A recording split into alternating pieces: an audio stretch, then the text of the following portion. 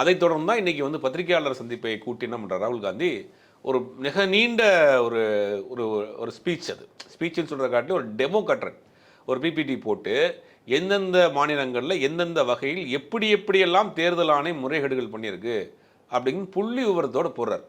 அதில் குறிப்பாக என்னென்னா, மகாராஷ்டிரா தேர்தல் வந்து 2024 மகாராஷ்டிராவினுடைய வந்து 2024 நாடாளுமன்ற தேர்தலுக்கு பிறகு ஒரு 5 மாதத்தில் மகாராஷ்டிரா சட்டமன்ற தேர்தல் வருது.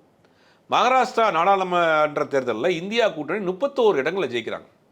அதற்கு பிறகு 5 மாதத்தில் நடந்த சட்டமன்ற தேர்தலில் பாஜக வந்து மிகப்பெரிய அளவில் தனிப்பெரும்பான்மையோடு ஆட்சி அமைக்குது. இந்த 5 மாநிலத்தில் 5 மாதத்தில் என்ன நடந்துச்சு, 5 மாதத்துக்குள்ள என்ன நடந்துச்சு அப்படின்னு டேட்டா எடுக்கிறப்ப 1 ஓட்டு 2 ஓட்டு இல்லை, 50 லட்சம் ஓட்டு வந்து போலி வாக்காளர்களை மகாராஷ்டிராவில் பயன்படுத்தி இருக்கிறார்கள் அப்படிங்கிற ஒரு குற்றச்சாட்டை வைக்கிறாரு. அதுக்கு உண்டான டேட்டாவை எடுத்து போடுறாரு.